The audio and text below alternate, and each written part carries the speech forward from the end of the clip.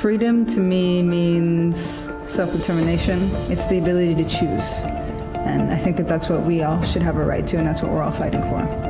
Public debate is vital in a democratic society because if the public doesn't take part, then the politicians take over and decide everything for themselves. And a place like the Balie is important because that's where the public gets to say what they think and shape their opinions and listen to debate. It's incredibly important that people continue to speak out in this way. Acknowledge the limitations and taking responsibility for questioning the limitations. With knowledge comes a certain beauty. We are then in a position to take action on that. Particularly in this very noisy, fast culture, what documentary does, I think, is to take time to make meaning. Documentaire films en kunst in het algemeen is soms een plek waar de mening en waar de positie belangeloos is. Je mag er gewoon zijn, je mag leren en de Balie is zo'n plek.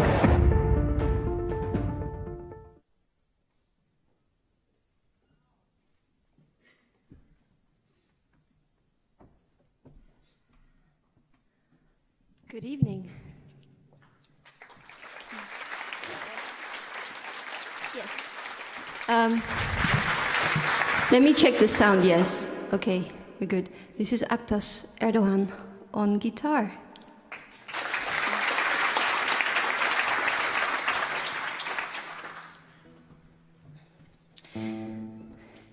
Yes. So this one is for Zineb. This one is for freedom.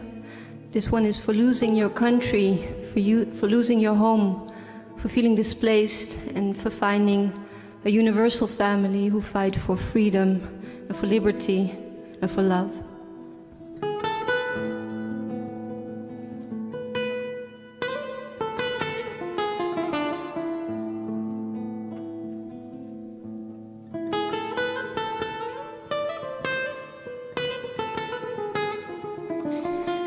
And if you feel it, please clap your hands when you hear the beat. Also the man with the newspaper.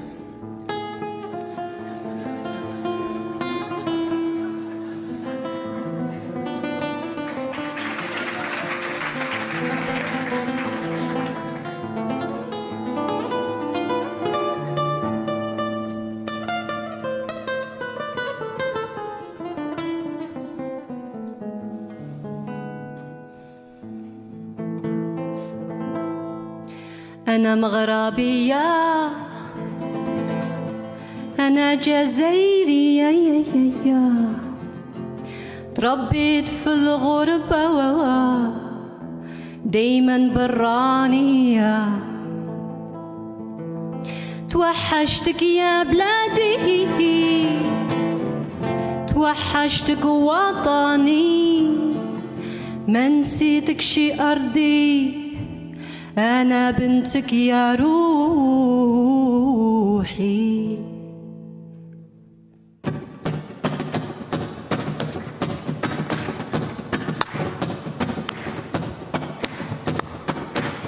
أصلي بلادي تلفنا ونسينا وشرينا باش نبينو فلوسنا تلفنا وبكينا على بلادنا حبيتك وطني توحشتك وطني أنا دايما مغربية حبيتك وطني توحشتك وطني أنا دايما بنت بلادي دابا فات الزمان دابا فاتوا الايام ولينا نبينوا راسنا لاباس علينا ما نسينك شي بلادنا كل نهار كنبكيو ما كاينه شي الراحه ولينا مكروهين اصلي بلادي تلفنا ونسينا وشرينا باش نبينوا فلوسنا تلفنا وبكينا على بلادنا حبيتك وطني توحشتك وطني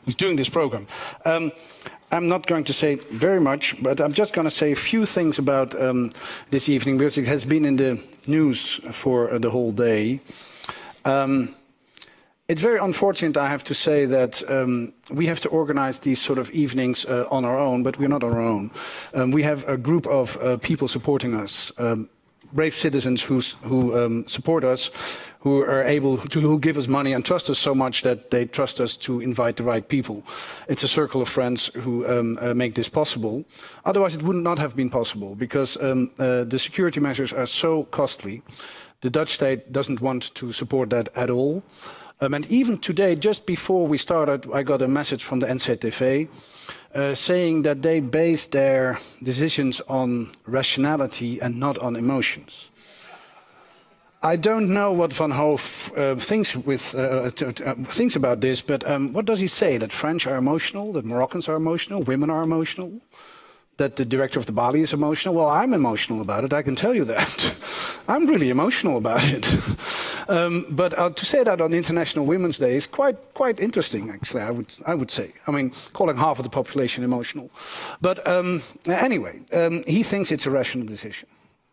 And we're very happy that we have the Circle of the Free Speech supporting us, and we have citizens supporting us to make this possible. And it's otherwise it's impossible, and I commend the courage of Zineb el Rhazoui to come here without escort. So to think that the conversation in this country can only be sustained by people who have the courage to do these sort of things is sort of rather rash, I would say, and disappointing. And because she has the courage to stand alone, and she has been doing that for many, many years now.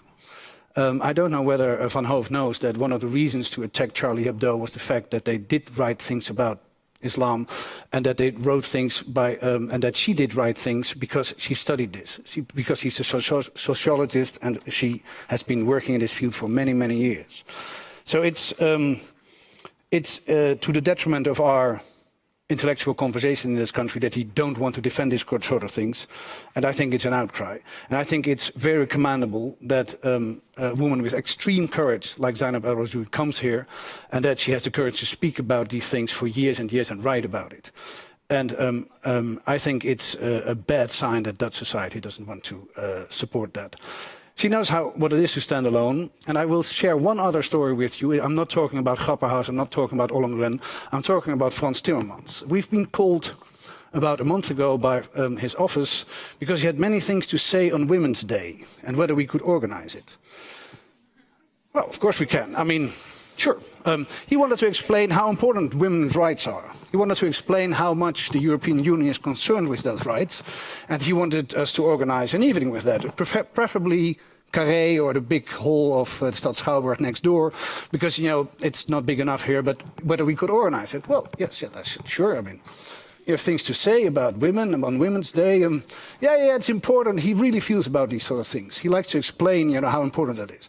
I said, well, that's very, very nice, because we already invited half a year ago. We invited a woman who really, you know, knows about these things and really knows stands her ground.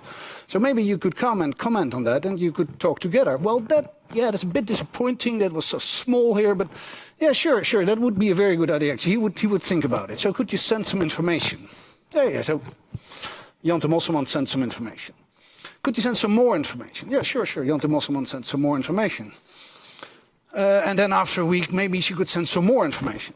Oh, sure, we can. Yeah, there's, you know, you can search on the internet and you can find all her speeches and her TED Talks, and sure, but we sent them. And then for 3 weeks they said, tomorrow we will decide whether he comes and, you know, talks together with her about these things of, you know, women's rights and that sort of things. And then just about 10 days ago they said, yeah, rather not. You know, stand next to a woman who really has something to say is just, you know. As a man, you know, it can be dangerous. I understand, especially, you know, if you become emotional about it. So I just wanted to explain this to you because I'm very happy that you're here, and to the people who watch at home. But it was just as an introduction, and I commend the extreme courage of Zineb el Rhazoui that she's here, and it's a great honor that she's here. And I give her the floor. Give a warm applause to Zineb el Rhazoui.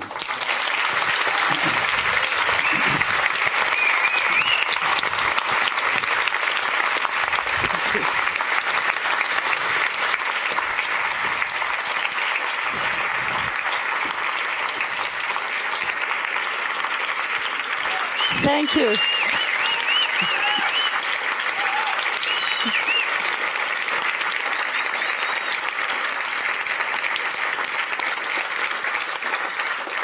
Thank you.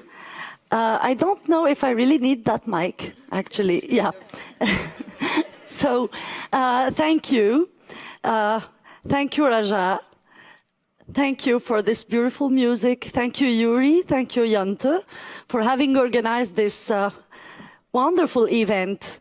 Thank you to be here to listen to me. And I would like also to say thank you to those scary guys you see here in the room, because actually I don't say their names because they want to stay anonymous, but their work is also necessary, unfortunately, today in Europe, because we need security now just to have such gathering such as this one. Before starting, I would like also to just tell you that my English is not as good as you may expect from me. So sometimes my ideas will not be very precise, but sometimes I may hesitate. But believe me, it's not an intellectual hesitation, it's just a hesitation about the vocabulary I try to find. So I hope today, when you will leave the Balie, you will have, at least you will see things more clearly. My work is to try to bring more clarity in all this intellectual confusion we have today in Europe about very important things such as Islamism, what I clearly call Islamic fascism also, terrorism, racism, left, right, far right wing. People don't really know where to stand. They don't really know what they have to think about these notions.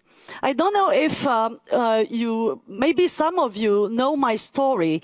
Maybe they know my story since I survived Charlie Hebdo attacks, but actually no one landed in Charlie Hebdo because I mean, the journalists who used to work in Charlie Hebdo, they were not hired there because they just sent their CV.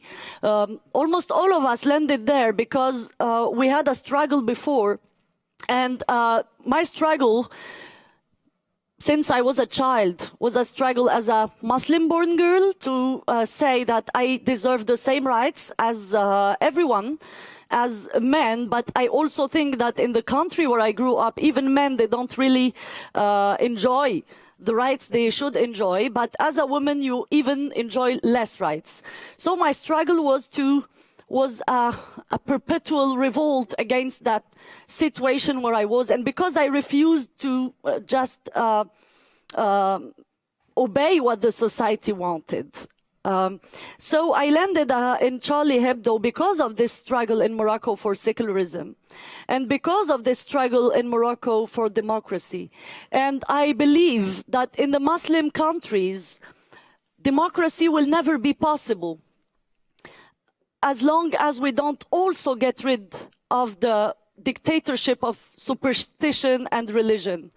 I always say that to the Muslims in the Muslim countries I visit. I tell them, guys, you will never enjoy democracy. Don't think that you can get rid of dictatorship if you don't get rid also of the totalitarianism of religion. I believe it goes together. It goes. There is no democracy possible if we believe in that dictatorship in the sky, who prefers men to women, who is not respecting our freedoms. So after Charlie Hebdo attacks, when my colleagues were killed, we thought at the time that the worst thing happened and that nothing worse can happen. But actually we were mistaken, because we understood very quickly in France that actually the worst will maybe just start. of course, we had this wonderful march in Paris and everywhere in France where millions of people protested peacefully without any single racist affiche in the demonstrations. No one did something wrong. All the people were just demonstrating for the freedom of speech. But immediately after that, we again had this unbearable and ugly debate about, yeah, maybe Charlie Hebdo went too far, maybe the guys deserved it, etc. Some people at the time fell again in the trap. Yeah, maybe Charlie Hebdo deserved that. Maybe we are the embodiment of the evil, of every bad thing in Europe, and maybe we deserve to be killed. But few months later, we had the 13th November attacks. And so people started to say, so the guys who were just watching a football game in the Stade de France, or those who were just sitting drinking a beer in a terrace, or those who were listening to music in the Bataclan, did they also deserve it? Did they also go too far? And some intelligent people started to recognize that actually terrorism is a blind thing, and that terrorism is built on an ideology, and this ideology is an ideology of hatred. And my work since that day is just to say what no one wants to say in Europe. Let me start with a few notions, with something called Islamophobia. Some of you may think that Islamophobia is a bad thing. That's what we are being told. No, Islamophobia is a bad thing. But actually, let's think about what is Islamophobia. Islamophobia as a word it seems like a disease, you know. It's a phobia, it's irrational fear. A phobia is a fear that is not rational. While actually, if we question ourselves, we might find that the fear of Islamism is a quite rational fear. And this word of Islamophobia entered the French dictionary, the Larousse, a few years ago as hostility against Islam, the Muslims. It means that there is no difference between hostility against ideas and against people, which is absurd. Because criticizing ideas shouldn't mean criticizing people. If I criticize Islam, it doesn't mean that I hate every single Muslim person at an individual level. So Islamophobia is being used now as a tool to shut the mouths of every person who is criticizing Islam in Europe. I say in Europe, in the West, but not in the Muslim world, because Islamophobia doesn't exist in the Muslim world. Why? Because in the Muslim world, I can say that no Muslim country, unfortunately, is a democracy. And most of the Muslim countries are Islamic theocracies, where the religion has the power, where it rules the state. And actually, when you criticize Islam in a country ruled by Islamic law, you are not accused of being Islamophobic. You were legally tried, accused of being an apostate, of committing blasphemy, and so you are either jailed, whipped in a public place, humiliated, you go to exile, or you are killed, which is the case of several Muslim-born intellectuals who were living in Muslim countries. They were killed, put in jail. Some of them are still in jail. Several examples. Raif Badawi, the Saudi blogger, Sheikh Wald al-Mkhitir, the Mauritanian blogger, Nawal Saadawi had problems. This Jordanian intellectual who was killed the day he was tried for blasphemy.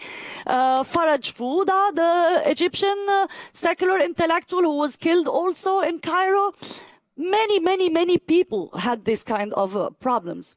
So when the same free and secular people, Muslim-born people, come to the West and they just want to continue to say the same things, criticize Islam as a dogma, as a religion of state, as an idea, and as an ideology, they find themselves here in Europe accused of being Islamophobic. Because actually, the Islamists who rule a big part of the world and who have legal tools to try or to jail or to kill or to whip those who criticize them, here in the West, they have no one of these legal tools. The only tool they have is putting their hand on their heart with a tear in their eyes and say, "You're hurting my feelings with what you say. I feel hurt. This is racist." And actually, we should all remember that the right of not being hurt does not exist. Only the right to free speech exists. We should also remind them that Islamophobia is the other face of the same medal with blasphemy. Where they have the legal tools to shut the mouths, they don't use Islamophobia accusation. They use accusation of blasphemy. And we can also ask ourselves, as Europeans, why the hell someone who is Christian born, why when he criticizes Christianism, he is not called Christianophobic, then supposedly racist, anti the so-called Christian race or the white race, or I don't know how to call it. Why? Why do the Westerners deserve the right to the Lumière, Voltaire spirit, sense of criticism? Why do they deserve the right to criticize their own religious heritage, and why this right is denied to the free people among the Muslims? It should be the same. So this Islamophobia accusation is being used today, and many people want to say that the Islamophobia is the new racism. Well, actually, I really wonder if a person who is racist, anti-black people would accept more easily a black person who is Christian than a black Muslim person. I think that it is not serving the anti-racist struggle to reduce it to religion.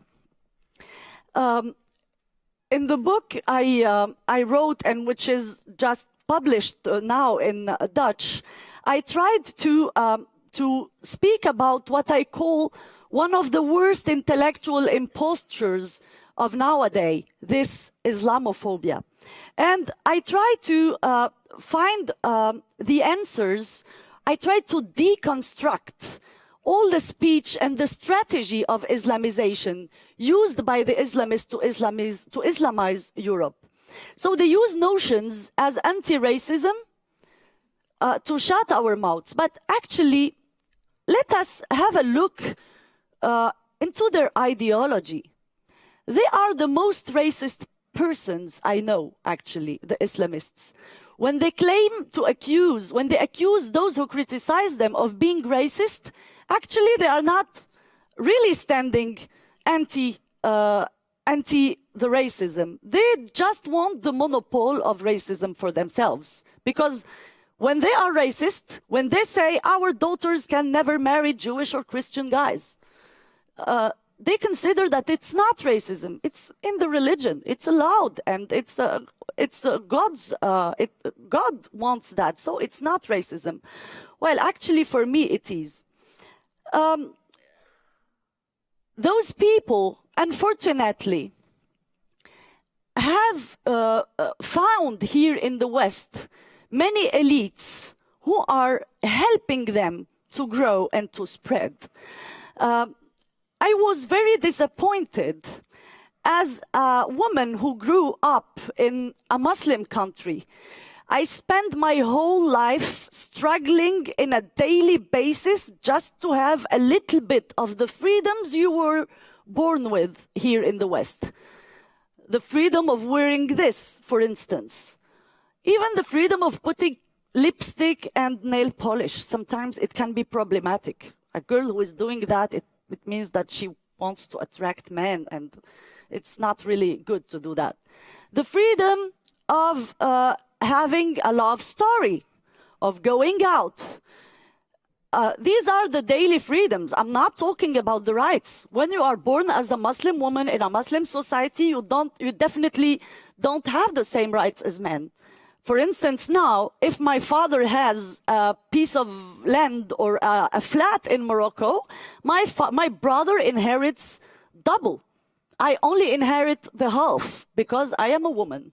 Well, actually, I pay my coffee and my taxes same as him.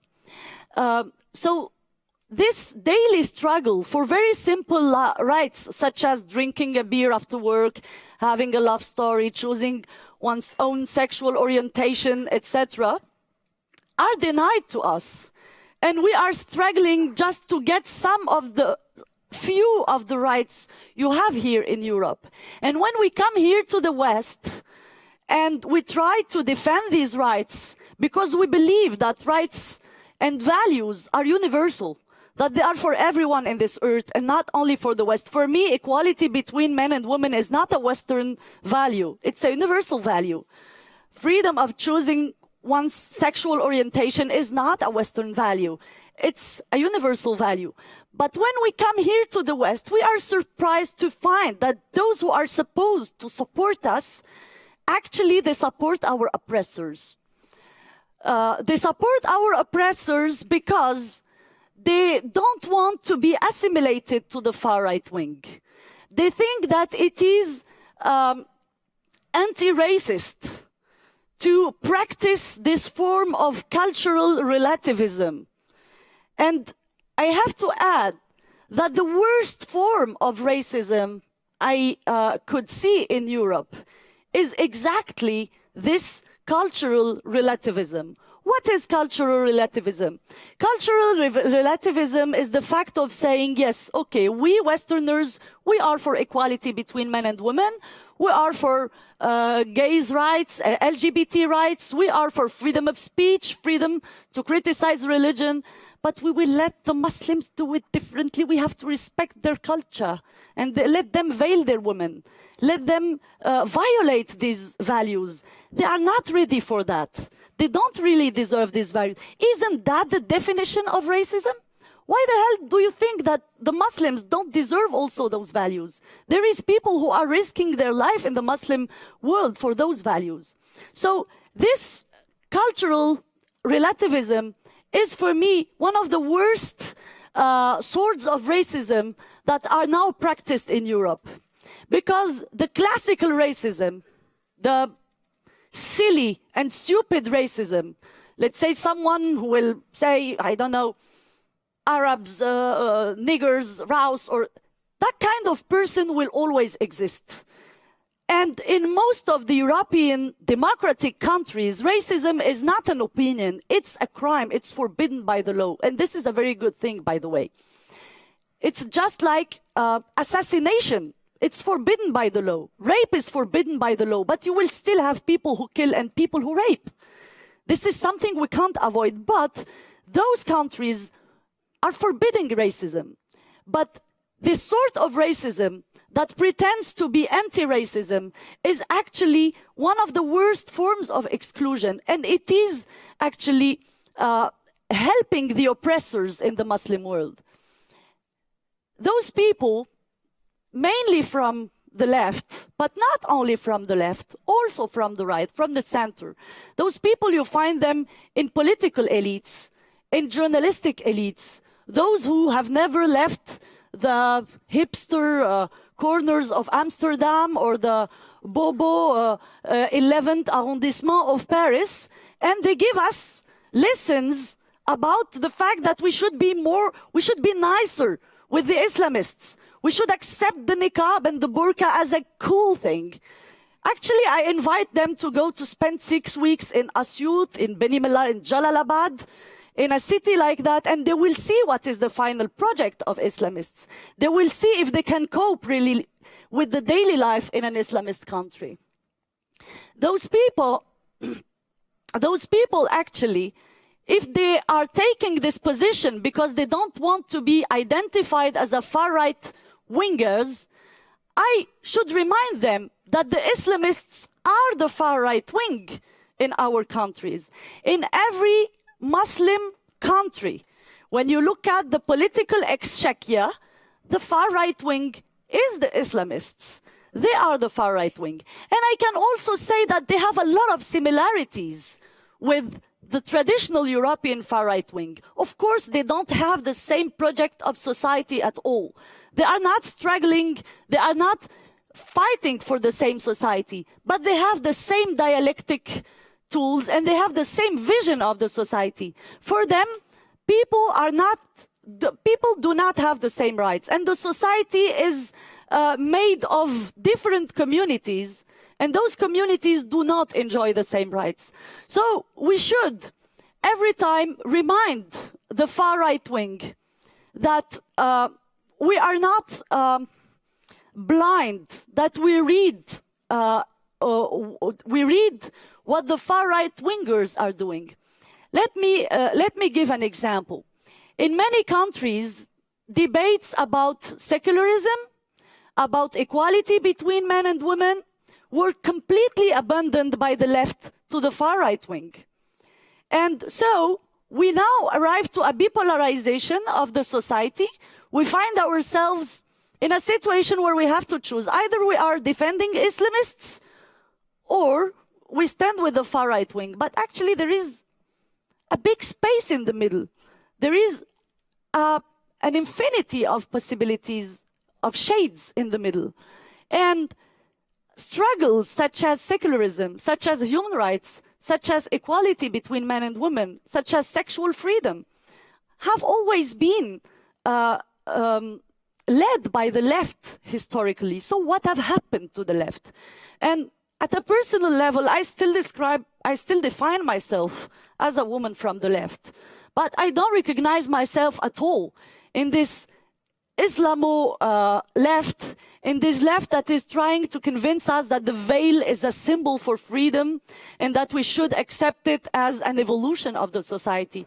Actually, it might be an evolution, but not in the right way, not towards the future, but it's a backgroundness, actually.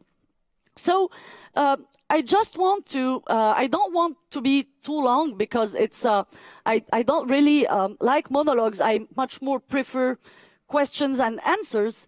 But I would like to conclude by speaking about the title of my book. Why do I talk about Islamic fascism? Many people tell me, oh, that's too violent. Are you sure? How do you call that fascism? I say it is something that we can scientifically, academically, methodologically call a fascism. Let me tell why. First of all, there is now, in a way that we cannot deny, a fascist ideology growing inside the Islamic civilization. And unfortunately, each time we have a terrorist attack in Europe, you have a lot of politicians who say, this has nothing to do with Islam. So I just want to ask them, so it has to do with what? With Buddhism? Or, you know, many of our politicians cannot start a sentence about Islam without saying, pay attention, Islam is a religion of peace and love, of course. So then it is the only religion of peace and love, actually, officially, because, yeah, I don't know why Islam is a religion of peace and love. I don't know any other religion of peace and love, actually. It means that there is a problem with Islam, but people are afraid of naming the problem by its name. And by not naming it, they are actually making it worse. This ideology is a fascism because it has all the technical characteristics of a fascism. Let me give few examples. In all the traditional fascisms, there is this blind veneration of the chief, of the leader. In Islam, the figure of the Prophet Muhammad as the perpetual leader and chief of the Ummah is completely sacred and untouchable. And we've seen the last guys who tried to just joke with this figure, what happened to them. Another shared and common characteristic between this fascist ideology, this Islamofascism, and the traditional fascisms is the very repressive sexism against women and homosexuals. And I think that no one can deny this. And in Islam, we can even see that this sexism against women wants to erase, to make women disappear from the public space, cover them with black garbage bags. Another common characteristic between Islamofascism and the other fascisms is the fact of pretending before arriving to power that this ideology have some social concerns about workers, social rights, etc. But actually, whenever a form of Islamic fascism could arrive to power, let's say in Saudi Arabia, in Qatar, in a more attenuated form, in all the countries where you have an Islamic theocracy. I talk about Morocco, about Egypt, about many other countries where Islam rules the society. Actually, once the Islamists arrive to power, they treat the left and the workers like no one. We can see what the Iranian mullahs regime did to the Tudeh Communist Party in Iran. We can see how the Saudi economy or the Qatari economy treats the workers. Actually, I think it's the last thing they manage is the workers, and it's a real ultra-liberal economy. And more generally, each time you have Islamists on the power, their first enemy is the leftists. Another common characteristic between traditional fascisms and Islamofascism is this deep hatred against arts and intellectuals. Another characteristic proving that we are facing a fascism, an Islamofascism, is the fact that this ideology is a complete totalitarianism. It doesn't tolerate any diversity, any different point of view.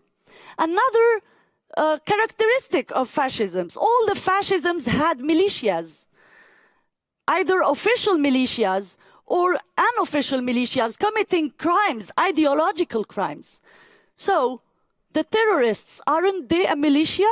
Aren't they people killing in the name of an ideology? They are.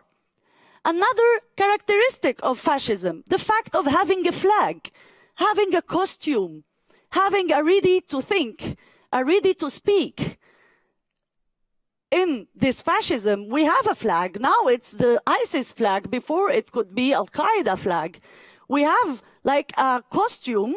Women have to wear like the black garbage bag, and the guys, they have to wear the Wahhabi dishdasha in white and the beard, you know. It kills any cultural diversity, any freedom, even in the costume. Even the way they speak is the same way. Don't think that the young who embrace this ideology, they speak what their grandparents used to speak when they are originally from a Muslim country. They might be originally from here also, but they learn to speak this ready to speak. Another characteristic also is the fact of destroying any political system that brings diversity. And this is actually, and the fact also of being an imperialist ideology. And today, Islamofascism is definitely an imperialist ideology because it wants to spread, it's meant to spread everywhere. They want to spread. For this ideology, the world is divided into two parts, Darul Islam and Darul Harb, the house of Islam and the house of the war. Everywhere where Islam doesn't rule, it means that is the house of the war. So let me conclude with that. I still have a lot of things to say, but I will maybe start the conversation with Yuri. He will be inspiring me and opening new brackets and new subjects. And after that, I'll be happy to answer all your questions. Thank you.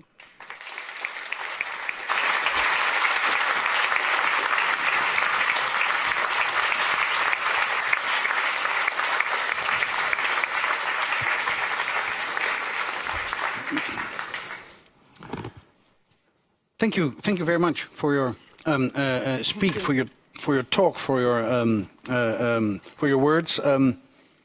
You don't speak with notes; you just speak right away. Yeah, when I speak with notes, I just become very boring because I read, and yeah, I prefer to speak. Yeah, like no, it goes extremely well. We asked, we sent your manuscript to Prometheus, and they just published this book yesterday, your book. Vernietig het islamitisch fascisme, heet het in het Nederlands. En that's a Dutch title of it. And a lot of the things you talked about are in your book as well. I want to start off with a question about the totalitarian ideology you describe and you call Islamofascism. It sounds horrible. It sounds really bad. It sounds. But how come would you say that it has, especially in a lot of Western cities, but also probably in a lot of places like Pakistan and Afghanistan, how come that so many people are attracted to it? It sounds like your worst nightmare. Do you have any explanation for that? actually, I don't really have an answer for that, because actually, I still don't know how today the world is fearing a bunch of guys who think that they can hear the cancer by camel piss, or who they think that after committing a terrorist attack, they will just fly to the sky and have 70 or 67 versions. I personally don't really understand, but I can have some starts of some reflection about that. In the Muslim countries, there is no single Muslim regime that is a democracy. Even the former dictatorships in the Muslim world, they were not like theocratical, severe regimes, but they were somehow built on religion. Even those who pretended to be secular regimes like Saddam Hussein one, Bashar al-Assad one. But those regimes, they destroyed every hope in the societies. They destroyed the individual. They destroyed arts, intellectuals. They destroyed the youth. They destroyed science. They told people, you want to learn how to read and how to write, take a Quran, learn. But don't learn critical spirit. Don't learn Voltaire. Don't learn philosophy. Don't learn sociology. Don't learn your history. Because if you learn your history, you will make political problems in the country. So in the Muslim world, there is a very spread and collective feeling of frustration. Because people in these societies feel that they failed in everything. They failed in democracy, in human rights, in economy, in science, in culture, in sport. They failed military. So there is a very, very collective feeling of frustration. And I think that this is one of the reasons why this ideology, who is pretending to bring some pride to these people, is having a kind of success. But this is very temporary, because I believe that no fascism could win at a historical scale, and all the fascisms will definitely go to the garbage of the history of ideas. It can take a long while, though. Yeah, unfortunately. You make another comparison between fascist movements and Islamofascism, because you say that they both lack the idea of citizenship. Yeah. Could you elaborate a little bit on that? Because I mean, people in Arab countries or in Muslim countries do have a passport, or I mean, they are citizens. So how come they deny the idea of citizenship? You write, and they prefer the group, one leader in the group. Yeah, of course. In the Islamofascist ideology, the kind of ideology you will find with ISIS guys, and the individual does not exist. You only exist as a member of the group. And this is also a characteristic that the other fascisms have. The individual has no meaning. The individual is a part of a bigger thing. And actually, this is how fascisms start. A fascism needs to make people believe that they belong to a persecuted group and that this group has to stand for his rights. All the fascisms started somehow like this. They are pretending to give a kind of pride to the group and that everyone has a role in the group, but this everyone has no meaning as an individual. So, and in the Islamic societies generally, the individual does not exist, and especially if this individual is a woman. And you say the concept of ra'iyya. Ra'iyya, yeah. The ra'iyya, it's a theological concept. I mean, the citizen does not exist. You are, the people are a ra'iyya. I can translate that in French, but I don't know if I can translate it in English. Let's try. They are subjects, actually. I think that might be the nearest translation. They are subjected. Yeah, they are subjects, like subjects to the king. Yeah. You know? There are no citizens. Exactly. Okay, and you draw that comparison. I mean, would you go as far would you go as far as calling the religion fascist, or would you say it's Islamofascism? Is there a difference? For me, there is. We first have to define what is Islam. In France, in French, if we write Islam with a capital letter, we mean the civilization, the geographic space where Islam exists. And it means the whole civilization, the costumes, the languages, the music. Everything from this part of the world. If we write Islam with a small I, it means we're talking about the religion. Only the religion as a religious dogma, as a practice, as Sharia rules, Quran, Sunnah, etc. For me, definitely, Islamofascism is deeply based on Islamic, with a small I, rules read to the letter, practiced to the letter, and it is using all the ingredients it can find in the Islam with a capital letter. In the culture. Yeah, in the culture. And there is today a deep philosophical crisis in the Islamic civilization.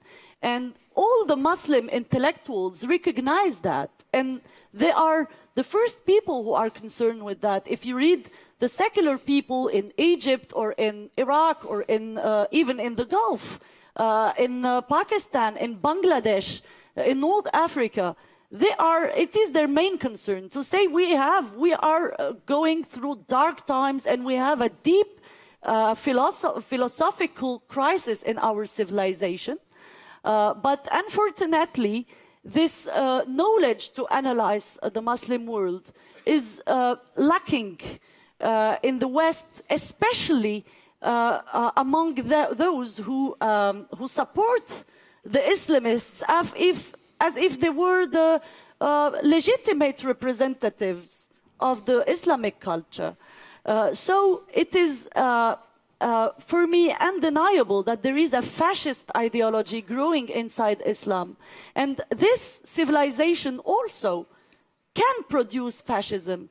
The European civilization produced fascisms not so far ago in the time. So why is it shocking to think or to suppose or to say that there is a fascism in the Islamic civilizations? How do we want this fascism not to grow in countries that have been denied their rights during decades? So you would say it's growing inside it, it's not the same. You would say there is a fascism growing inside Islamic countries or within Islam, but it's not the same as fascism. It is. I mean, fascism is not. I mean, the religion is not the same as fascism as a whole. You would. Actually, the religion is not. All the religions, in my opinion, are not much better than fascism. Just suppose here we are in a society that is traditionally Christian. Just suppose 1 second, if we want to practice Christianism to the letter here in Holland, we will automatically forbid divorce, contraception, sex without marriage. I mean, it will be a fascism also. Religions are like a group of ideas of people who were flying in the sky and walking in the water, and I don't know. And Islam in itself, I mean, Islam with a small I, what is it? It's a group of rules, of laws written 15 centuries ago by the Bedouins in the desert. In itself, I have no problem with that. It's a part of the ideas of the human history. But the problem is some guys in 2018 pretend that this must be our constitution and that these rules must be applied in our societies nowadays, which is a problem. It doesn't matter what is the rule. And I want to quote Sharp, the former editor-in-chief of Charlie Hebdo. He used to say, even a cuisine book, if you apply it to the letter with violence, it can become a war book. If I say, okay, if you don't put 2 spoons of sugar, I'll kill you, it can become a dangerous book. So. Everything you apply to the letter becomes a fascism. Of course. If you use a book for it. And especially if it's a thing written 15 centuries ago by guys who were riding camels and, yeah. I think it's very interesting what you say, that if we think that European civilization could breed fascism, why do we think that other civilizations cannot breed fascism? Exactly. Of course. It's sort of an arrogancy to think that only the European countries can breed fascism. And you were going into what you call the sort of worst kind of racism you met coming to Europe and being very surprised about it, that the light of enlightenment, that the right to criticize your religion, your political system, your upper class, is a right which is beholden to the Europeans and to people living in Paris and Amsterdam, and denied to the women who grew up in Morocco, like yourself. You would call that a racism? Can you explain it a little bit more? You talk a lot about it in the book. Yeah, for me, the anti-racist movement today in Europe is clearly split onto 2 parts. There is a shift in the anti-racist approach of the society. We still fortunately have the universal anti-racism, the kind of anti-racism that considers that all people have same rights and same duties in the same society, regardless of their origin, their skin color, their spiritual belief, etc. And actually, anti-racism is something that tends to erase differences between people. But now we have another kind of something pretending to be an anti-racism approach also. This anti-racism wants to underline the differences between people and to say that actually people do not enjoy the same rights. They enjoy different rights according to their cultures, their traditions, etc. While actually, I feel that we really have to pay attention with this cultural approach. Cultures in their peaceful existence are really useful to the society.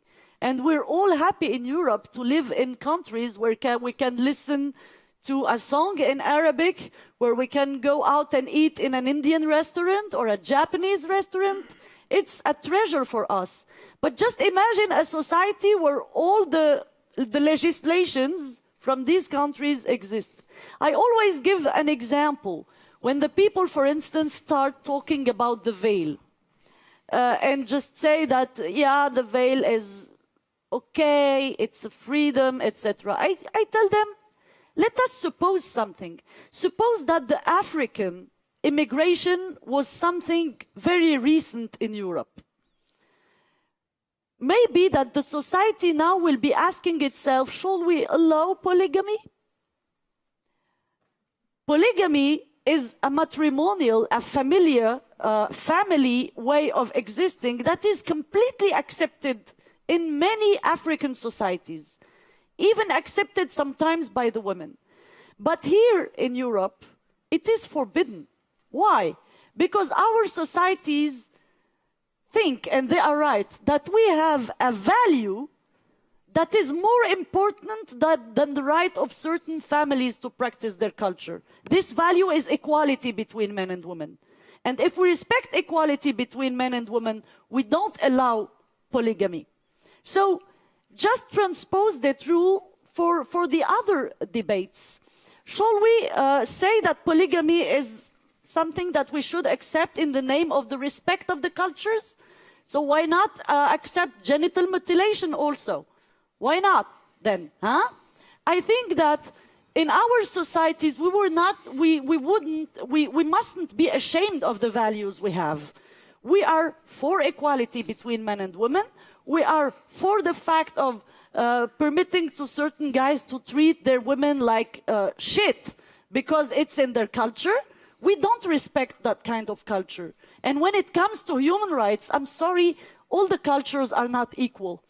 Human rights are universal, and they are also deserved by people who live under those cultures and who risk their lives for those rights. So we shouldn't accept things that violate our values in the name of any religion or of any culture.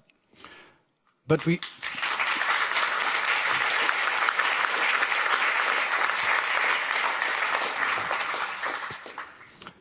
But in those values we have is also the freedom of choice, for instance, to wear a thing around your head and to believe things other people don't believe.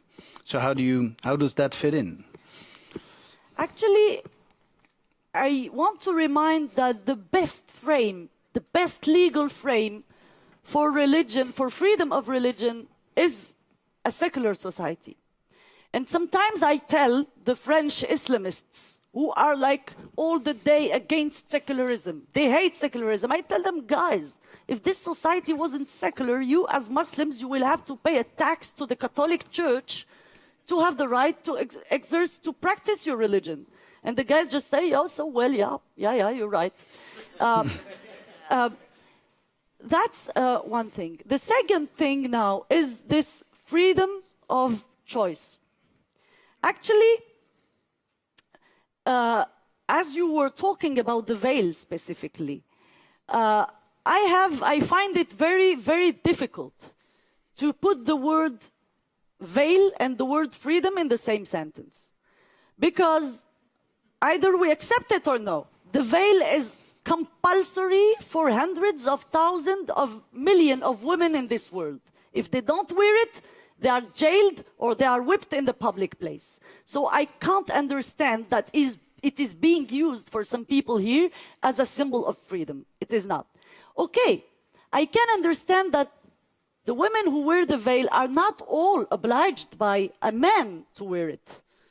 They decided to wear it. Is it really a choice? At a philosophical level, I doubt of that. I want to quote an Algerian feminist, Wassila Tamzali. This woman, during the civil war in the 90s in Algeria, where the society was continuously attacked by Islamists, this woman have seen hundreds of thousands of Algerian women making simultaneously the free choice to wear the veil. And so she is authorized to ask herself, is this really a free simultaneous choice? Why is it being done massively? And Wassila Tamzali found the word, the expression I've been looking for years. She said the veil is not a choice, it's a consent. And actually, I think she is right. What I can say regarding the veil, it is, in my opinion, a mistake to reduce the debate about the veil to the simple legal point of view. Shall we allow it or shall we forbid it? the Islamists always want to reduce any debate to a legal debate. For me, the question is not allowing it or forbidding it, because actually the veil is not forbidden in Europe. If you go out here in the street, you will see many women wearing it in France and Belgium. In France, the niqab is forbidden, but not the veil. So what's the problem? Why do we still have this debate? Because the women who wear the veil don't want the society only to authorize it. No, they want the society to consider it as normal, as a good thing, as a normal thing. While I can understand that the society does not recognize as a normal dress something that is compulsory for hundreds of millions of women in the world. I can maybe consider the veil as a normal dress. The day where the Saudi woman can wear it on Sunday and wear something else on Friday. But as long as it is compulsory for women, I will always feel much more concerned about the women who don't want to wear the veil in countries where it is compulsory by the law, than women who wear it here where it's not forbidden, actually. So I don't think that the veil should be banned, because I don't think that we should ban anything that doesn't please us in a society. But I think that at least we should identify it as it is. It is a visual sign of an ideology. It is a political choice. Some women may say it's a spiritual choice. I prefer not talking about the veiled woman. I always talk about the veil, not about the women who wear it, because there is several cases. And as a feminist, for me, the veil is a sexist thing. It's a piece of material that is meant to hide the beauty of women, to avoid men having erections. This is the veil, actually, in its definitions. And it is something that is supposed to come from the Sharia. But let me just conclude about the veil from the Sharia. Let's talk now from the Sharia. In Islam, there is sartorial obligations for men. In Islam, there is this theological notion called the awra. The awra is all the part of the body that is concerned by modesty. The awra of a woman is everything but her face and her hands. Quite a lot. Yeah, in the Sharia. The awra of a man, because Muslim men have a awra also. The awra of a man in the Islamic religion goes from the top of the belly button to under the knees. All this part of the body mustn't be shown.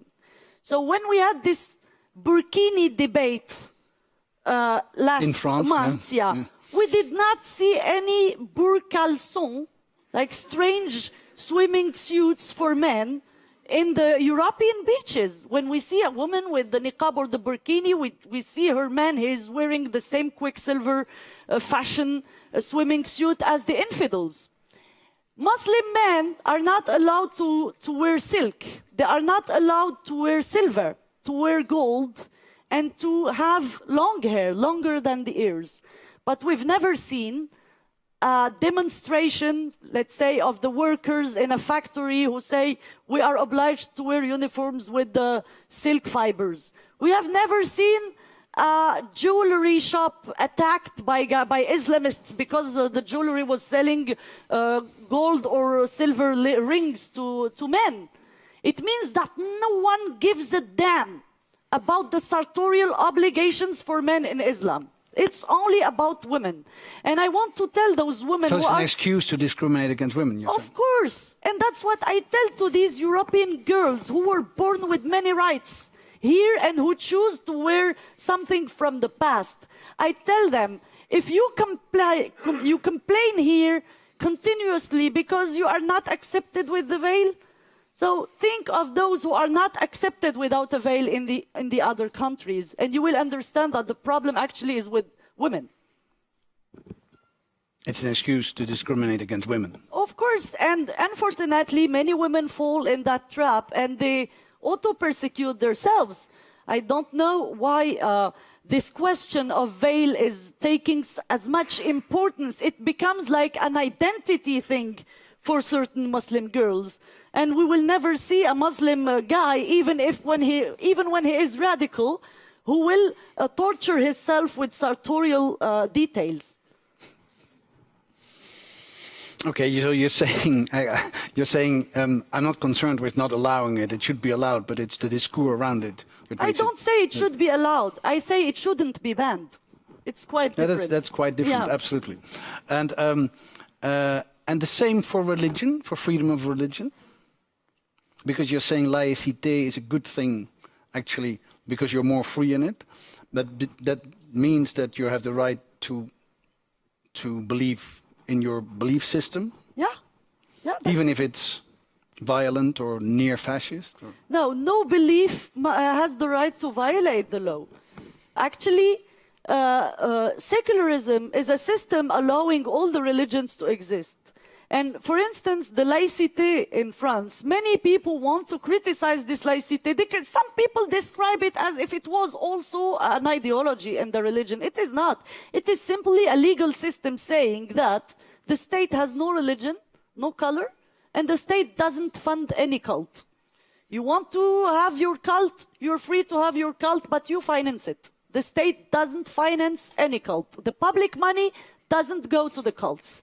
This is the laïcité, actually. You have a religion, it's your right, and the state will protect this right, but please don't oblige the others to practice your religion, which is quite normal. So I would like to say that the Islamists are using those notions of secularism, of democracy, of anti-racism. Well, actually, those notions, they didn't contribute to. Ask them about the same notions in any Islamic country. Do any Islamic country respect the freedom of faith? I was born in Morocco, and in our constitution, we have a sentence like freedom of faith. But actually, if any Moroccan person converts to Christianism, let's say, if you go and enter the church, there is a policeman at the church sitting, hey, guy, you're too brown to entering the church, is for the foreigners. And one day I asked a political responsible in Morocco about freedom of religion, and he said, well, the foreigners, they have the freedom. So I said, but the constitution is written for the people of the country, not for the tourists. And so no single Islamic state allows this freedom of faith. Only a secular system allows it. So I think that in a society where you have different religions, different cultures, people coming from different backgrounds, a secular system is the only guarantee to those people to enjoy the same rights and same duties and to have the right to practice their own belief as long as this belief doesn't violate the law. You were prosecuted in your country, in Morocco. You were arrested. You had to flee your country. You came to Paris. You became a Parisian intellectual. And then you lived through sort of the worst possible scenario where they killed all your colleagues and friends. You just described yourself as somebody from the left, but you also described vividly in the book and in your speech how the left sort of left you, how people you thought you would be on your side didn't sustain your beliefs and actually asked, a few weeks after the killings of the Charlie Hebdo journalists whether they deserved it or not. I just cannot think about how horrible that would be if you flee somewhere and you come to a place and it becomes the place you're fleeing from. Yeah, because, I think that those who think that the boundaries can block the problem, they are completely mistaken. I just think of the Hungarian state now, or about the Muslim ban of Trump. He thinks that by closing the boundary, America will be okay. This is completely stupid as an idea. Ideologies have no boundaries. And that's the same in France. Every time we have a terrorist attack, we have François Hollande or his ministers saying, we will enforce the bombings in Raqqa, as it is the solution to terrorism in France. And actually, I just want to tell him, if we erase Syria and Iraq from the map, it will not solve the problem, because the problem is here in our countries. It's our youth. We are producing this ideology also. You cannot close the boundary to an ideology, and you cannot also kill an ideology by weapons. They will never kill our freedom by weapons. They can just like annoy us. They can kill some of us, but they will not really kill our soul and our will to be free. But at the same time, we cannot kill this ideology by weapons. We cannot only have a security and a military solution. The only way to get rid of this ideology is the ideology. It is on the ideological, on the ideas field that we will win. And we will win the day where our elites will understand that criticizing Islam is not being racist. And actually many people now, many intellectuals, they gather and they discuss for hours how to de-radicalize those youth. They think that they can de-radicalize them by, I don't know, giving them medicines or talking to psychologists, or I don't know. There is no scientific method, actually. And I only know one and only single method to de-radicalize people. It's to liberate the criticism of Islam. How do you want to destroy an ideology if you don't allow yourself to criticize it, to talk freely about it? The only way to get rid of this ideology is allowing the constructive and rational criticism of Islam, just such as any other idea. And the problem is that our elites, and especially from the left, they are committing a very big political mistake and a historical mistake, because they started to consider the Muslim community, and I put 100 brackets because I have to talk about the Muslim community later. They are considering the Muslim community as a kind of new proletariat, as a kind of new weak people in the society that we have to protect. And actually, it is quite racist and unacceptable to reduce a whole group of people to a social category. It's not acceptable, and this is a very important philosophical and political mistake of the left. I put Muslim community between brackets because for me this is also a mistake. Muslims are not a community. They are individuals, actually. I don't know what Muslim community means. It means that in the mind of those who use that term of community, that they are a group of people with the same needs, the same reality, the same belief, which is completely wrong. You have as much realities, as much individuals in this so-called community. But the left, also, the left who is supposed to consider the Muslims or the Muslim-born Europeans as normal citizens, enjoying the same rights, having the same capacities, and help those among them who are in difficulty because of the immigration, heritage, immigration-related problems, etc.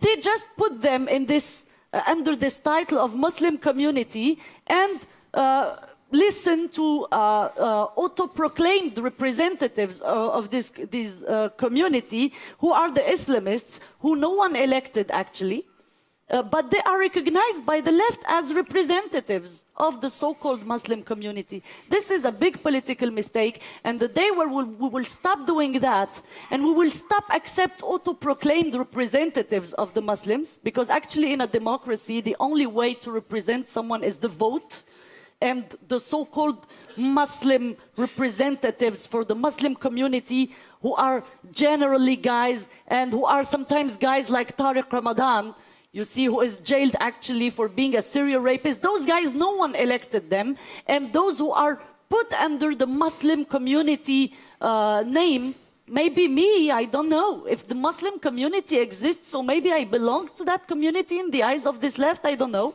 Well, I'm atheist, actually. So we have to refuse this categorization of the Muslims and the fact of considering them as a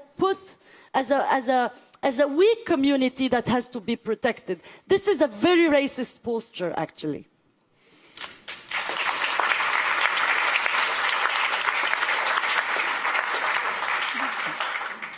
You said something in one sentence in between. You said they can kill some of us, but they cannot win in the end. Now you have been under protection and under heavy protection. I have seen how you've been protected in Paris by many armed policemen. It's very interesting that you say that they can not overcome us, they can kill some of us. I mean, you realize that you could be killed. How do you cope with that? Yeah, sometimes I think about that. I say maybe I can be killed. Well, I'll tell something that is really funny. I hope I will find the words in English. Few weeks later, I went to my bank in Paris, and I found out that my banker have changed. And the new one didn't really know who I am, so I immediately subscribed death insurance, you know, because I know that the former one who knows that I have a high risk of death would never make this death insurance for me. So I said, at least if I'm killed, my daughter will get some money, or my husband, or someone. So yeah, this death idea is permanently here, but it doesn't really obsess me. I don't change anything to my daily life because life has to continue. When you survive to something such as Charlie Hebdo, actually. It is also, there is something very important after that, after this suffering. You appreciate to be alive, and you understand that actually life has a value, and we should use it. And you know, as an atheist, at a personal level, I don't believe in any kind of life after death. I believe only in two kinds of life after death. You continue to be alive if you have kids, they continue to have a part of you as a life, and you continue to live through them, or you continue, you have a life after that in your work, in the memories you have left, in what you have done during your life. So I enjoy my life. I continue to see my friends, to do whatever I want to do. When it is permitted by the security measures, and I feel much more free in my mind than those who want to kill me, and I don't want to exchange my life with them. I prefer my life, definitely.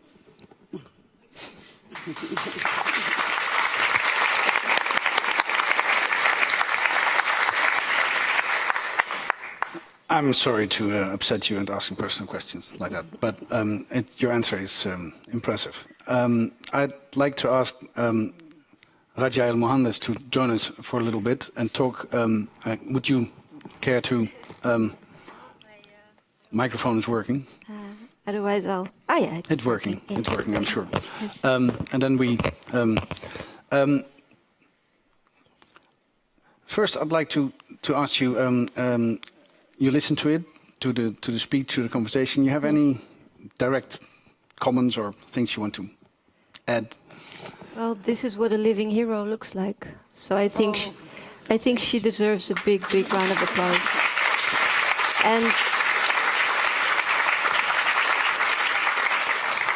I think most of you have seen the special on Nieuwsuur, and I think the more people support Zineb, the more safe she will be. So I think it's very important that there is solidarity, because often we don't imagine what a hero looks like, and often we think that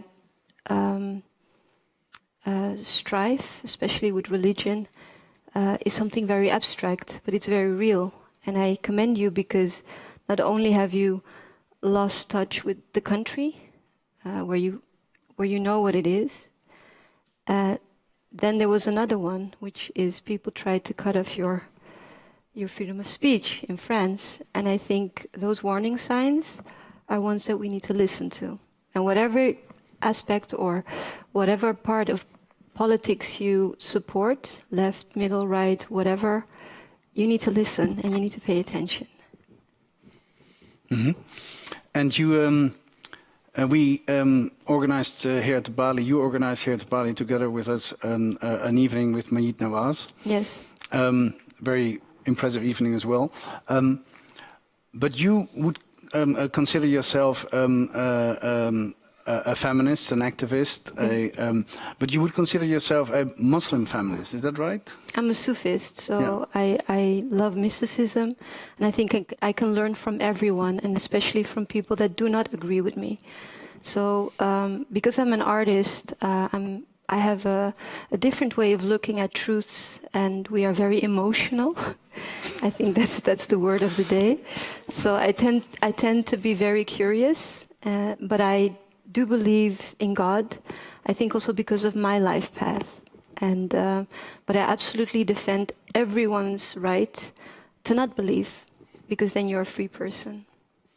And listening to this conversation, to Zineb, what do you think? Like, yes, but that's really too negative about a religion or about Morocco, or would you tend to agree with most of it? I agree with most of it because it's well thought of, and I think it's a lot of knowledge. I do think that the experience of growing up in Europe is different than growing up in Morocco. Now, you grew up here. Yeah, I grew up in Amsterdam, and I think that a lot of youth here use religion as a way to fight a perception that they have about racism. So they use religion and religious garments as a political tool, like maybe in the 70s or 80s punkers would do. So I see a lot of Muslim youth, girls wearing a veil, but then taking it off a few years later. So I think around puberty, I think that's a very tender age for youth. I think even with Majid Nawaz, we saw that around his 15th, 16th age, that's when he was radicalized. And I think youth, especially now with media and mass media and algorithms, they get so much toxic information given to them and not enough alternatives in pop culture. So I think that there is really a task for artists and for art producers to create content and to fight ideas also through storytelling. And that is something that I think as an artist I could add to the dialogue, because I come from a field where we offer an alternative. And what I see is that maybe 10 years ago, 15 years ago, when I saw after 9/11 what happened, I saw a lot of youth becoming more fundamentalist in their experience of Islam, and they would attack me because they couldn't, understand that I would be and spiritual and an artist embracing pop culture. And what I see now, many of them come back to me. And even with Majid Nawaz, when I met him, he just left Hizb ut-Tahrir. He was still in this duality. And the older I see him become, the more I see that he's becoming his authentic self. So I think with super diverse cities, especially here in Europe, that we do not have alternative stories and ways of producing stories and offering stories to marginalized youth. And I hope that this will be also one of the ways to reach a really large part of these youth that are hijacked by Islamists through social media, through YouTube, because they're very good at marketing and they're very good at storytelling, and they're hijacking the minds of our youth. And I think you cannot tackle that by only having intellectual dialogues. You really need to do something with the arts. And Thank you. I'm sometimes under the impression, because both of you would call yourself feminist, working a lot for women's rights. I'm sometimes under the impression that, for one reason or the other, it seems that new ideas in Islam, on Islam, in Muslim communities only come from women. Is that, or for the biggest part, come from women? I don't know. I know a lot of really cool dudes, you know, and they're my friends and I work with them. But I think women at the moment are very angry. And I think you need anger to raise your voice. And I think a lot of men are comfortable. So they don't feel like raising their voice because we could ruin their comfortable position. So I think maybe it's our time and age. And I think even in the West, you guys are being challenged by women from the West. So... Mm-hmm. What would your take on that be? Yeah, actually, when people ask me why am I so angry, I say it's maybe because I was born a girl in a country where I was denied my rights as a girl. Maybe if I was a man, yeah, can have 4 wives, all the money, yeah. I don't know, but actually no. I really also know many guys in the Muslim world who are really doing great job and doing it with a lot of courage. Yeah. Yeah. But then again, this whole problem of taking on Islamist radicals and having to do that within your community and having to look upon sort of the people who are well off or are in power or are like Frans Timmermans, who could do a lot, but not backing you up. Yes. I mean, I wonder how that feels. I mean...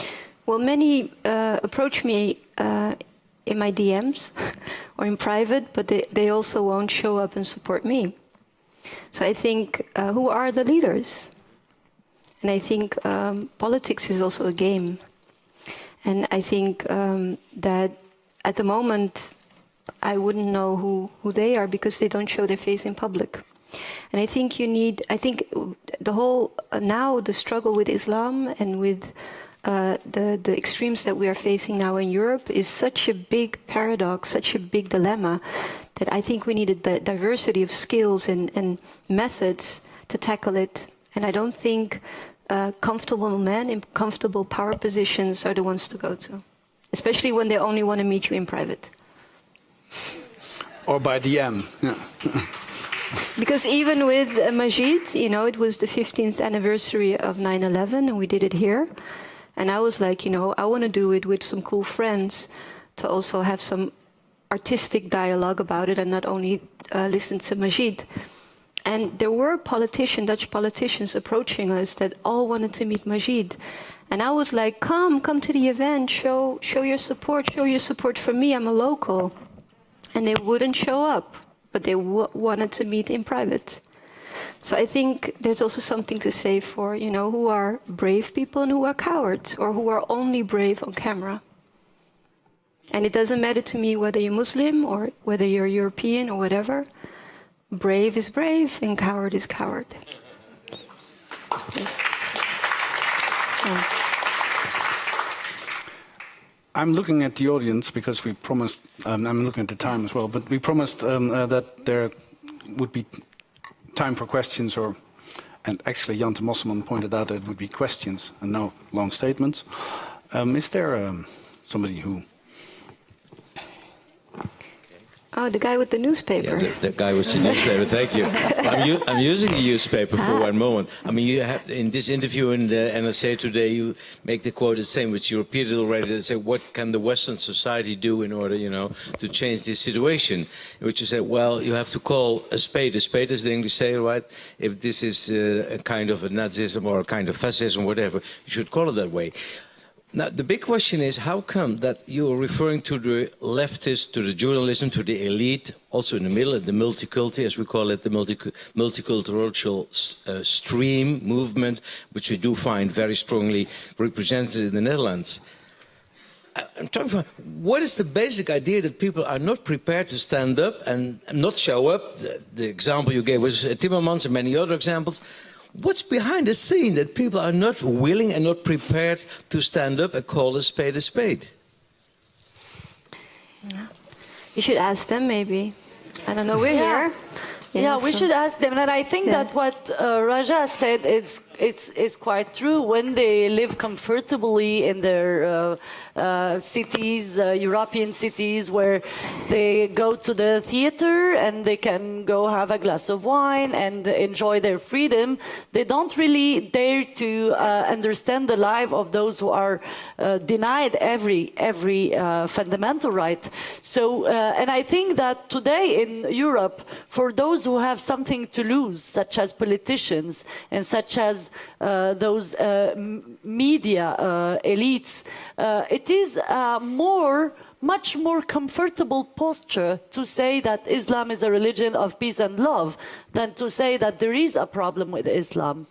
No one wants to be shown as someone who is criticizing Islam, first of all, because I think everyone understood it's a bit dangerous, and also because there is a lot of demagogy, and this is what I was describing. This left thinks that saying that Islam is a religion of peace and love is being anti-racist, which is actually completely wrong, and on the contrary, it is racist.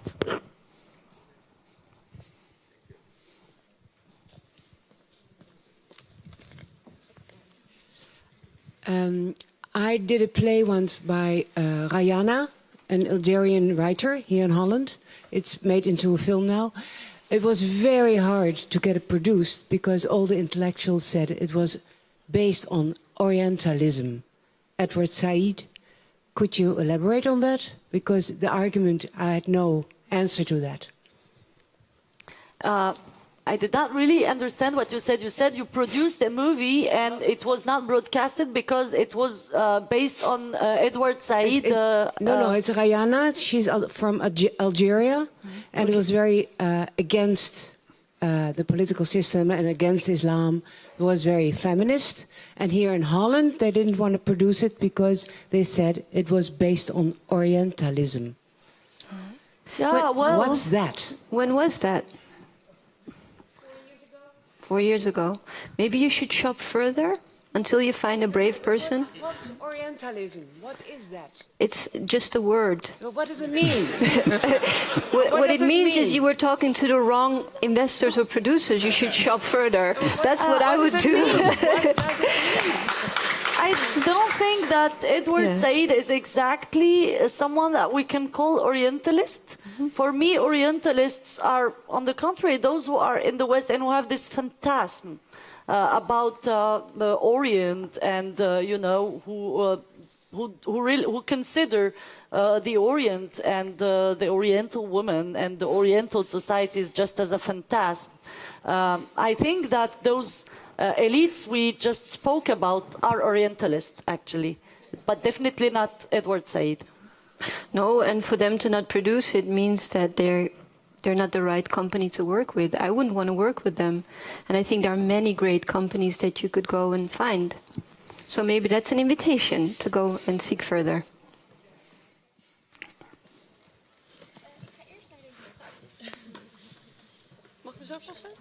Okay. Well, first of all, thank you for coming and speaking out and telling everybody your opinion. But I had a question because what do you think made the difference for you to be enriched with this way of thinking, which a lot of other Muslim youth don't have, because you grew up with Islam, the same as a lot of other Muslim youth? Why do you think you were enriched with this way of thinking, and which is a bit different from what most Muslim countries live by? Well, when I was born in Morocco as a Moroccan citizen, I'm still a Moroccan citizen, I am considered by the law as a Muslim. Either I want it or no. In Morocco, there is only 2 official religious communities. If you are not Jewish, you are Muslim. You are born, you marry, you inherit, you divorce, you are buried as a Muslim. Either you want it or no.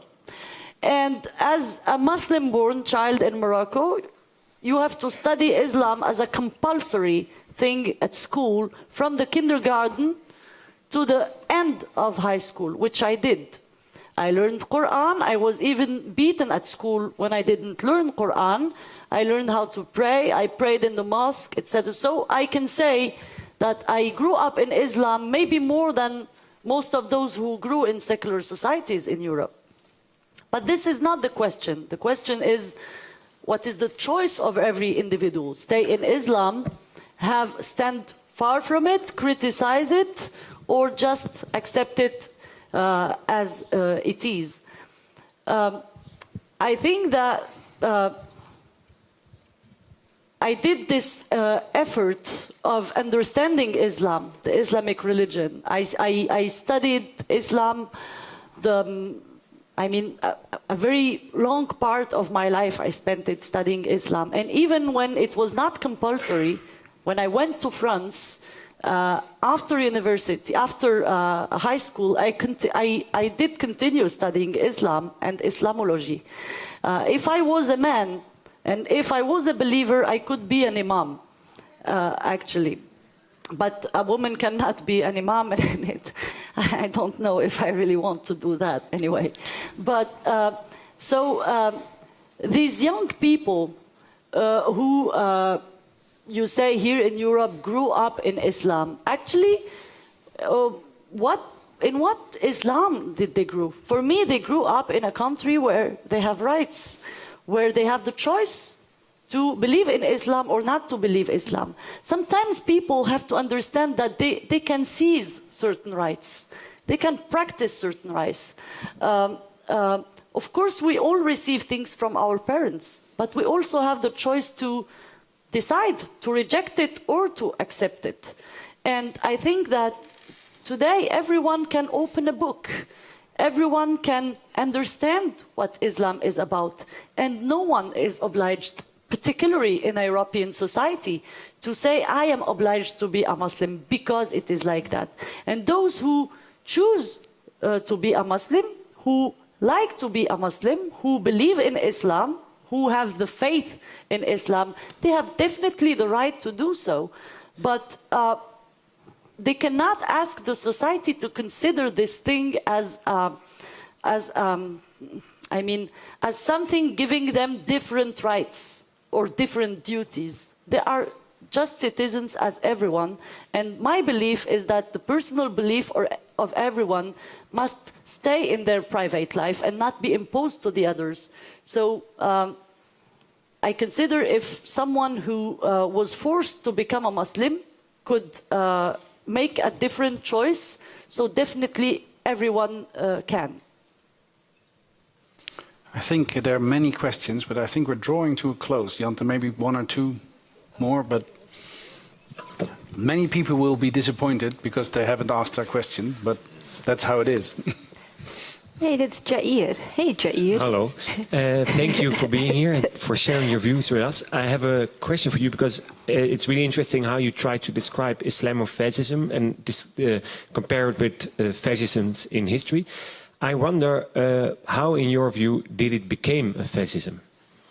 So, of course, it's a big question, but can you maybe elaborate a little bit on that? So how did it become a fascism?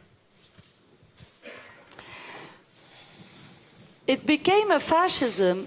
I think it's not a new phenomenon. It is a new phenomenon in Europe, but it is a process. When you look behind, when you look in the history, in the 20s, the Muslim Brotherhood was born in Egypt, and even in older times through history, each time you had attempts to enlighten Islam, you also had certain fundamentalist Muslims who tried to kill those attempts. Many Muslim people cite Ibn Rushd, who is known as Averroes. As a free thinker. They cite Al-Hallaj as a big Sufi, but they forget to say that Al-Hallaj was crucified and Ibn Rushd books was burned in the public place. So we always had this dichotomy in the Islamic world in the past. People who are enlightened, who are free, who are trying to open this civilization on something else, and the official establishment, either the official Islamic State or Islamist groups who are trying to practice something more fundamentalist. So I cannot answer this question in a very brief lapse of time, but it's definitely an interesting question. It's not something that comes from yesterday.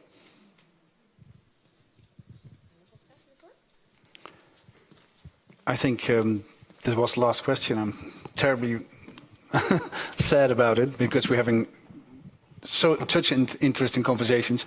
We have a short while we can listen a little bit to some more music, and then it's the end of the evening. I like to really thank you. Maybe we can have drinks in the lobby. Yeah, maybe we have drinks in the lobby and talks in the lobby, of course, the third half. But I'd like to thank you very much for joining us. And I'd like to thank you both very much for your music and your talk and your ideas and your freedom.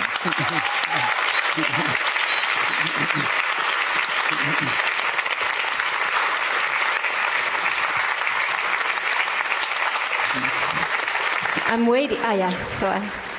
Zineb, again, this one is for you. It's called Noor al-Ain, the light in the eyes. You have the light in the eyes. And Noor al-Ain is Arabic for the light in the eyes. May we support children and may we support women to be whoever they want to be.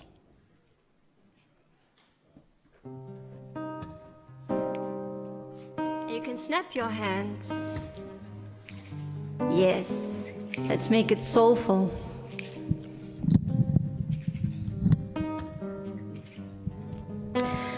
Noor al-Ain, Noor al-Ain. God bless the woman. Ya Noor al-Ain, Noor al-Ain.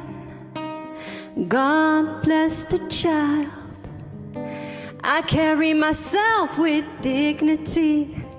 I carry myself alone. I carry you inside my heart, Noor al-Ain. 24/7, you were always there with me, Ya Noor al-Ain. I gotta beam the light, gotta change the game, 'cause my spirit is so alive. I'm a queen who can fight any struggle with the mind. I can be your revolution, I can be your president, I can be a footballer, I can be whoever I wanna be. Ya Noor al-Ain, Noor al-Ain. God bless the woman. Ya Noor al-Ain, Noor al-Ain. God bless the child. Baby, you are beautiful. Sister, you're not alone. So wear your crown, wear your crown. And don't forget to smile to the world around you. Beam the light inside your eyes to the universe, universe. God bless the child. Oh, oh, oh, oh, oh, oh. 24/7, you were always there with me. Ya Noor al-Ain. I gotta beam the light, gotta change the game, 'cause my spirit is so alive. You're a queen who can fight any struggle in your mind. You can be a revolution, you can be a president, you can be a footballer, you can be whoever you wanna be. say yeah, yo. For my sister say yeah, yo. De Balie laat je even horen. Say yeah, yo. For my sister say hey, oh. Say yeah, yo. Say yeah, yo. Say yeah, yo. Say yeah, yo. I think they can do better than this, huh? Yeah, yo. That's what you do. Say yeah, yo. Say yeah, yo. For my sister say eh, oh. Say yeah, yo. For my sister say eh, oh. Say yeah, yo. For my sister say eh, oh, oh. Noor al-Ain, Noor al-Ain. God bless the woman. Oh, Noor al-Ain, Noor al-Ain. God bless the child. Say Noor al-Ain, Noor al-Ain. God bless the woman. Noor al-Ain, Noor al-Ain. God bless the child.